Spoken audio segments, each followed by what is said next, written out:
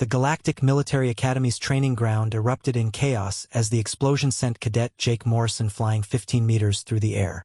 The human slammed into a reinforced wall with a sickening crunch that made even the battle-hardened Krathani instructor flinch. "Medical team now?" Commander Zartek roared, his scales shifting to emergency crimson. The other cadets, representatives from 12 different species, stood frozen in horror. That impact would have liquefied a Valdorian's crystalline structure, shattered a Nexary's exoskeleton beyond repair. But Morrison was already moving. "I'm good, Commander," the human called out, pushing himself to his feet. His left arm hung at an unnatural angle, clearly dislocated. Blood ran from a gash across his forehead, and his breathing suggested at least 2 broken ribs. He took 3 steps forward and stumbled slightly. "Stay down, you fool," Zartek bellowed. "Your arm is." Morrison glanced at his shoulder, grimaced, then slammed himself sideways into the wall. The pop of his shoulder relocating echoed across the training ground. Every cadet from the civilized worlds promptly vomited. "Just dislocated," Morrison said, rotating his arm experimentally. "Happens sometimes. We continuing the exercise." Cadet Velnari, a telepathic Asterian, accidentally brushed Morrison's mind and immediately recoiled. "Commander, he's in extraordinary pain. His nervous system is screaming signals that would render my species unconscious."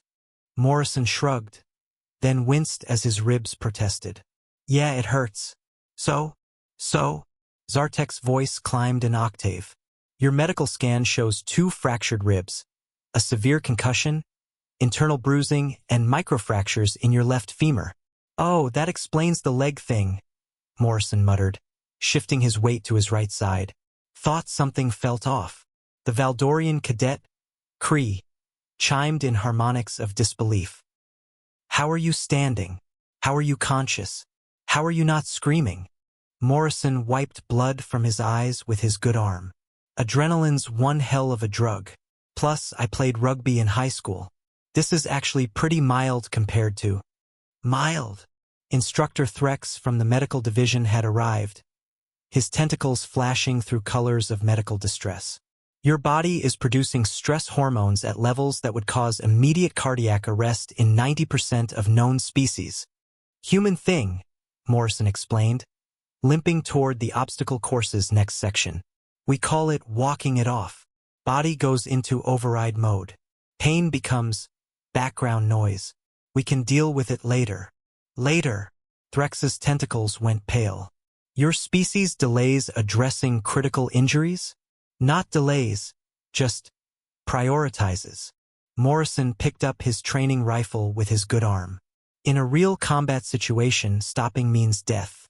So we don't stop. We keep going until the job's done or we physically can't anymore." Commander Zartek pulled up humanity's military history on his display, his eyes widening.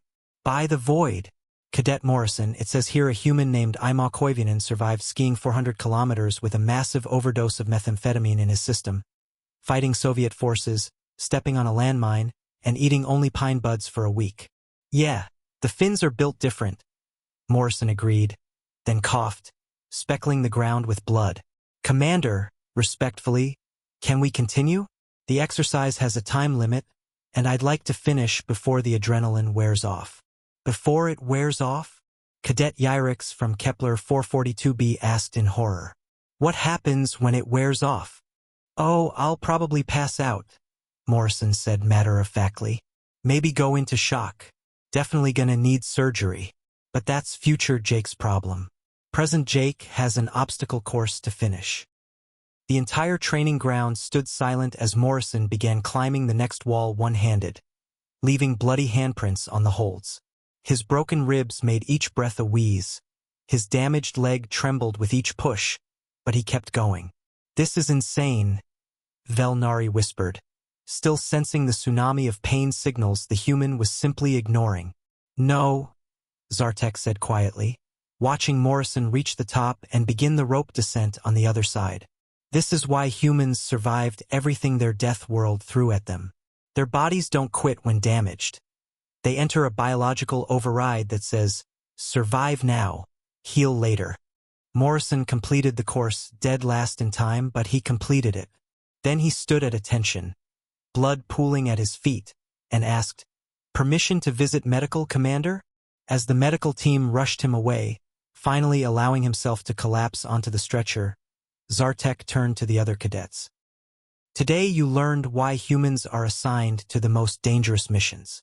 Not because they don't feel pain or fear, but because when everyone else would stop, they keep going."